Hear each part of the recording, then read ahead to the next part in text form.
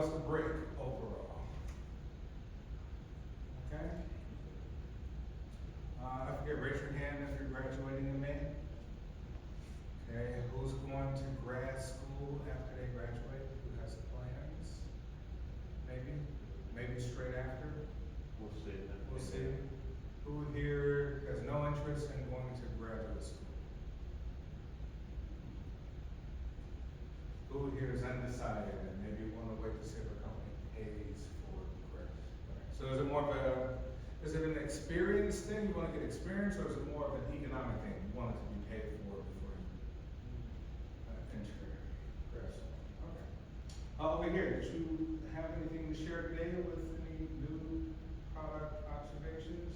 Or not today? Not today. Okay, so next week we'll start maybe formally and have, one person, one product each week that you can share. Okay. Remember, just one PowerPoint slide, it's not that much. Okay, and why did you decide to join the class? It partially was that I need to pick up another class for my credits, but then this one just worked out because like marketing and stuff. Okay. And when do you graduate? Next year, Next year. And what is your name for all of us? Julia, Julia. Okay, welcome, Julia. What is your major? marketing. And what is the objectives or goal right now in terms of what you want to do with this degree? I want to get more into like digital marketing and graphic design type of like the art side, I guess, of marketing, because I enjoy art a lot. So I want to get into graphic design, but I feel like having the base of like marketing is the case. So Okay. How do you feel that artificial intelligence is shaping graphic design? So will your field that you're kind of looking into be radically changed by the time you graduate? Or is it simple as AI generated graphic design? Like what's going on with that? my hope personally is that it doesn't blow up that much. It's really popular right now, especially like even my dad, like he's doing stuff just to like try to get like a little income, and he's just using AI to generate. And I'm sitting right here. I can draw yourself. I'll do it for free on your daughter. Yeah. Like so, like that. It kind of like. I think it will change. I think it will take over a lot of it though, unfortunately, especially with how much the AI has been like improving. Mhm. So I'm kind of hoping that but like I feel like there's nothing as like genuine as like human art Mhm. and like how people express like the ideas that companies want and everything. So I'm hoping that like it won't do too much. But I know it's gonna definitely. Or maybe get better. banking on it, there still be a demand, like you say, Yeah. for that. And so AI will have this marketplace, but you'll also have your niche and people will pay for that. Okay, all right, excellent. All right. Hey, how's the school thing working out so far? What are some honest opinions? Most of you are towards the end. What's your feedback? Your feedback on this construct of higher education. You must do this to fill a void, or to be successful, or have a formal career with a wonderful title. What are your thoughts so far?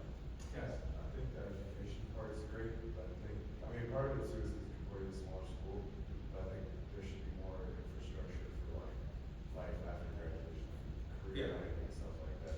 All right, so you're like, hey, you know what? The school's great, but it would be really nice, super convenient, really beneficial if the universities and colleges work with the corporations more, so that once you sign up, you're like, yeah, if I complete this thing, I'm guaranteed that I'll be in my field and I'll be headed to where I originally thought I was headed.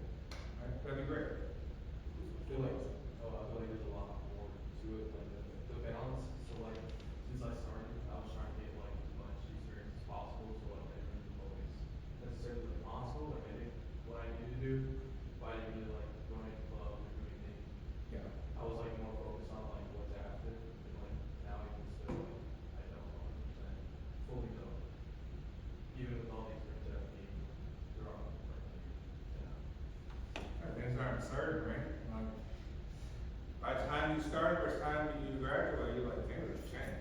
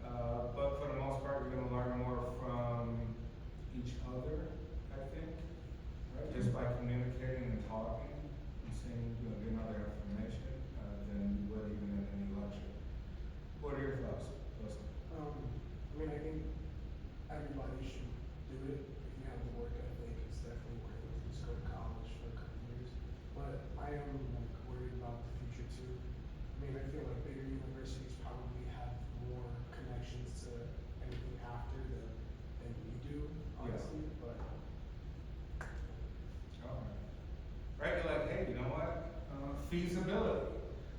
But also think of this, like, you have to question, like, am I as effective as a student with networking with everybody? Professors, students, administrator, people to see the resources available? Am I squeezing every drop out of the limit, or do I just come to class and go home? Right? Some people are just like, oh, go to school and go to class, go home, do the work, and that's it. Some others are more athletes and like, I'm more athletic, that's my trajectory. So class is okay, but it may not be the most important, just try to pass, get your degree. And then others may, really use every outlet possible. Because think about this, when you've taken on these marketing courses, and so effectively you're like, I apply it to a product, I apply it to a service, but do you apply it to yourself? Right? You're a product, you're a service as well too. Like, are you using all these concepts, theories to try to apply to real life in every situation possible? Because there is no real recipe. There's no real recipe to success other than, I would say, time, chance, circumstance, and your own sort of creativity utilizing what you have. Right? So you think of if you go on TikTok and you see life hacks, you're like, wow, I didn't know you use a plastic bottle for those things. I never have used it for those things. A plastic bottle I used to drink Coca-Cola out of or something. And then there's other people like, I'm gonna use a plastic bottle for like a million other things. Right? So it's like taking your existing knowledge but applying it in the most creative ways. Think about what you're missing. Right? And maybe we can kind of take that mindset here with new product innovation and managing new products. Alright, so in theory, new products are great. We all have ideas about maybe inventing something or modifying something that's existing, creating something somewhat novel, right? But it may not stick. It may not stick because the idea is wonderful. We have all the ideas in the world, but are they feasible? Right? Remember I told you Finland is coming out with they've kind of really successfully innovative wireless energy transfer. So you're like, wow, what do you mean? So no cords for charging the phone ever again? No light pole cords, right? Pole lines, would that be eliminated? Can energy just be beamed directly to any sort of electronic device wirelessly without harming human beings, right? Actually making it effective so the net input is less than the output, so you have more output than input, which was the original issue. Right, so like there's a challenge. Yes, excellent idea, will revolutionize the entire world if it commercializes and spreads. Bad idea if it's not feasible. It costs too much money, you can't manage the infrastructure, the grids, et cetera, right? But like not everything sticks as a new product or a new service for that matter, because there's so many other factors that we gotta go and look at beyond just the idea and concept. Hopefully this doesn't act up too much. The projector.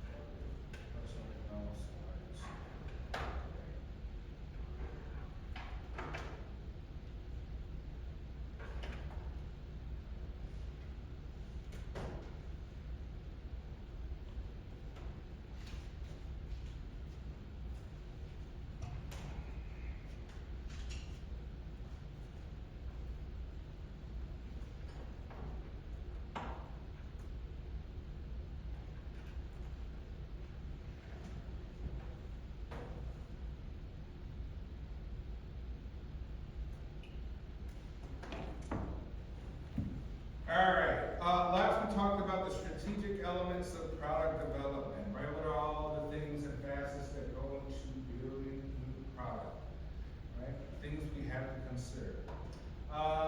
The why. Why should we study this? Last class we talked about how it's billions of dollars annually in technical development alone. So you think of research and development for new iPhones, the modifications within these new devices or tweaking thereof, right? Billions and billions of dollars. So extremely important to the marketplace to try to technically develop new things. The challenge of creating radical innovation, right? When we say new product categories, we talk about at one point in time maybe the AirPods was a new product category, right?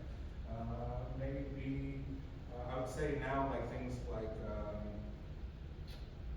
Google Lens, they have the glasses, right? Apple glasses, they have the glasses, right? Facebook has the Meta Ray-Ban glasses that they have as well too. Right, well those are totally new product categories, right? So those are the most important things that can lead to billions and billions of dollars of revenue, sales, and profit. So people are constantly trying to discover totally new categories of products.